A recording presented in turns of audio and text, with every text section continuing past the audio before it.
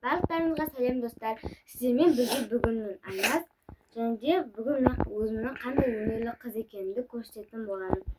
Мен бүгін осы альбомға пейзаж тақырыбында сурет салатын боламын. Яғни табиғаттың көрінісін осы жерге бейнелейтін боламын.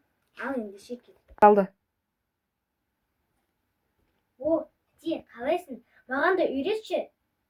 Салды. Жарайды, онда отыр. Менің салып жатқан суретім табиғатты бейнелеу. Бұл жерде біз кез келген жердің көрінісін саламыз. Мысалы, табиғат. Ал бастаймыз. Бірінші өзіңнің қалаған нәрсеңді сала бер. Мен мысалы таудан бастап жатырмын. Менде. Онда сал.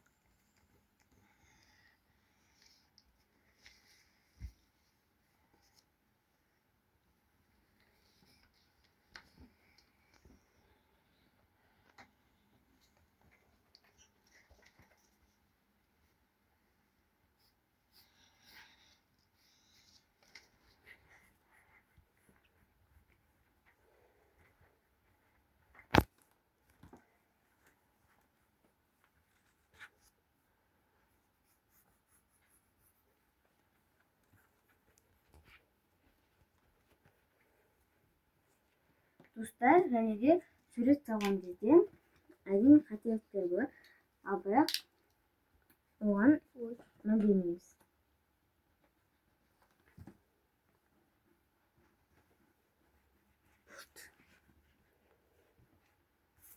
Біз міне тауларды салып болдық. Біздегі таулар сондай биік болады. Ал таудың биіктігіне байланысты ол жерде қарлар да болуы мүмкін. Ал сондықтан біз бұл жерге қарды салатын боламыз.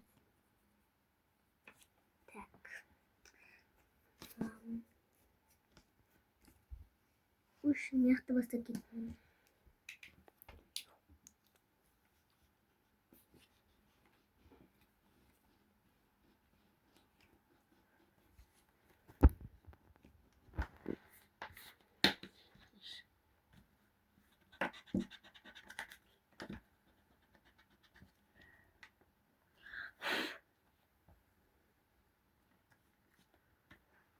Мұны қарап салған болады.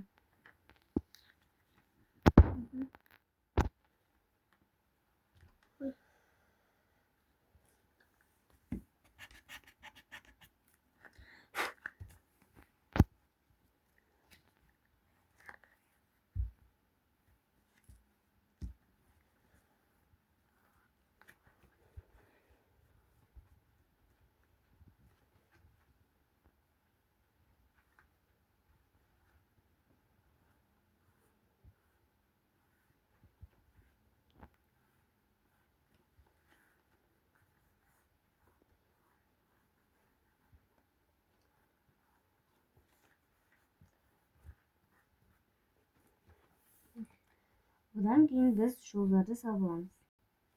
Жолдар.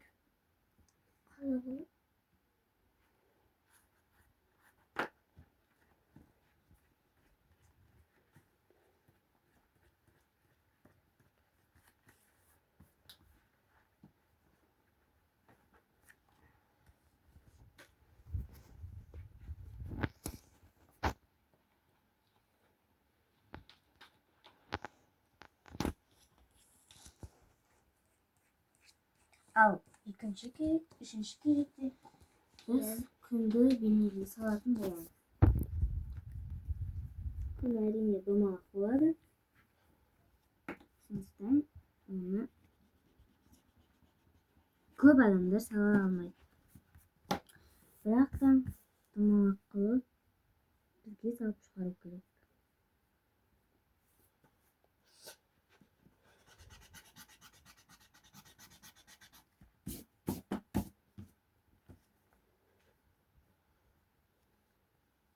Алды.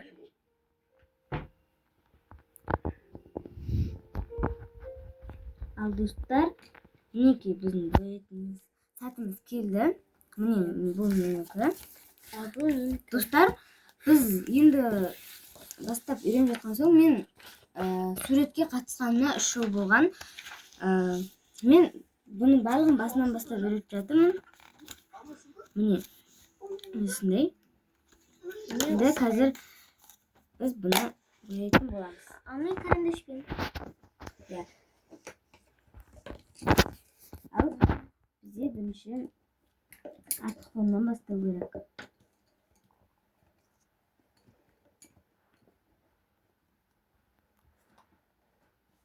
Бірінші бізде достар аспанның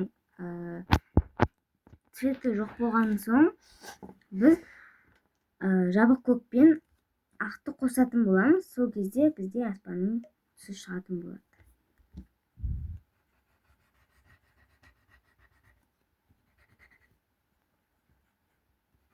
Достар, бізде әзірше палитра жоқ. Сондықтан осы жерде істей береміз. Бұның өзі де бізде палитра.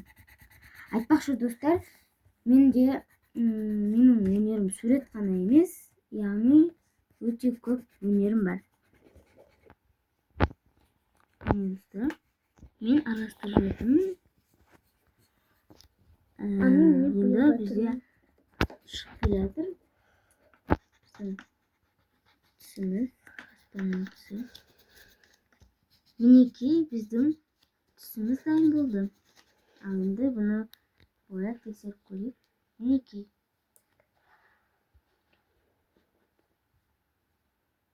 Достар, бізде көбісі бұлтты көк түспен бояйды, бірақ та бізде ақ түспен болады. Достар, менің өнерім тек қана сурет емес. Мен суреттен басқа тігін тіге алам, және де өте көп заттар тоқай алам. Мен мысалы өзім сөмкелер тоқыламын. Олар өте әдемі болып шыққан. Сіздер де менен қайталап осылай сурет салып үйренсеңіздер болады. Және де алдағы уақытта біз суретпен ғана тоқтап қалмай, тоқыманы да сіздерге үйрететін боламыз. Және мен бисер істей аламын. Бисерден сумка тіге аламын. Негізі қолымнан біраз нәрсе келеді.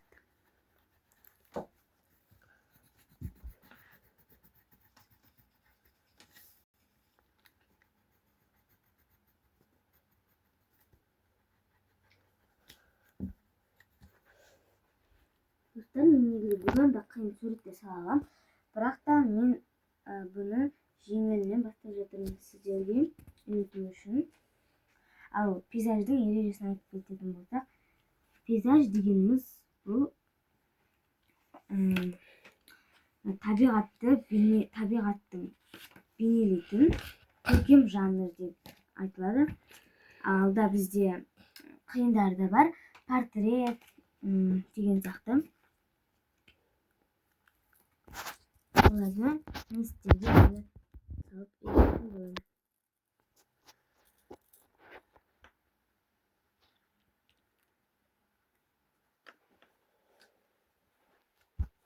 Және де достар, бізде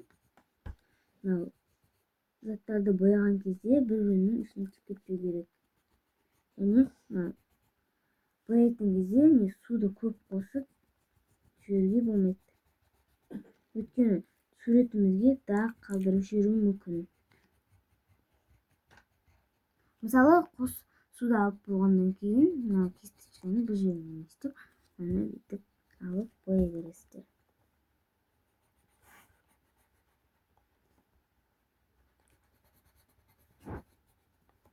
Алдағы уақытта мен де сіздердің суретчи болотунума сендим. Менин суреттен алган көптөгөн жүлделерим бар. Мисалы, диплом жана менин эң жакшы алган марапатым мен жарыстан баш жүлде алгандыгым. Негизи жарыштан орун алуу деген өтө күчтүү.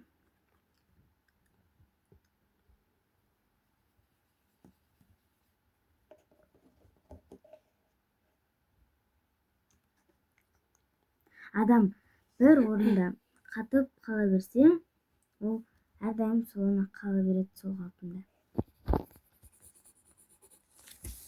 Минеки достор, мен аспанды бояп болдум. Мына жакта эмне калып кетти десеңиз, Табыл деген былай бүйтүп жатып бүйтүп. достор, мен таамды бояйын деп жатырмыз. Бояп баштап кеттик. Сен кызылга бояп коюпсуң ғой. Энди экинчи рет бул кателикти жасама. Бирок да достор, Гүлназ суретке 1 жыл катышкан. Бирок мындай кателиктер баардыгында болот деп ойлойм.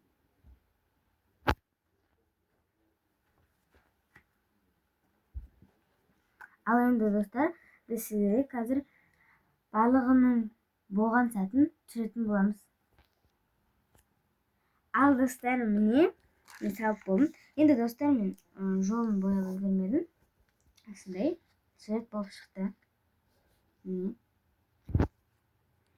Достор, мен будан да әдемі суреттер сала алам, бирок да сиздерге оңайынан баштап үйрөтүп жатырмын.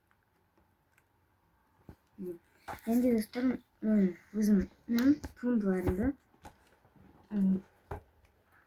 5-4 класс окуп жүргөндөгү туындыларымды сиздерге көрсөтүп кетем. Ол кезде менде энди катты өнөрүм болмок, бирок да ушундай. Мына бизде себиз. Авокадо. Мына жакта эмне? Ушундай бар.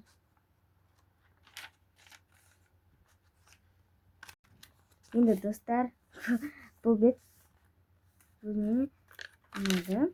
Мынау бізде бүйтіп көл, ана ағашы. Мына жерден бізде кокос деген. Мынау табиғат.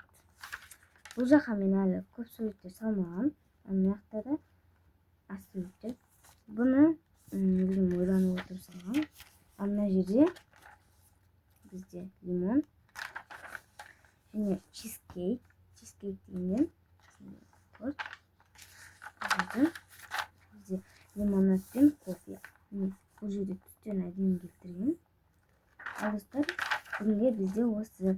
Ертең мен сіздерге бұдан да қызықты нәрселерді үйрететін боламын. Ал ертең мен сіздерге не істейтінімді айтып кетейін. Ертең сіздерге бейсеревден қалай сақина жасау керек екенін, браслет, барлығын жасауды үйрететін боламын. Енді мені қарағандарыңызға рахмет. Барлықтарыңыз сау болыңыздар. Арнаға тіркеліп кетіңіздер.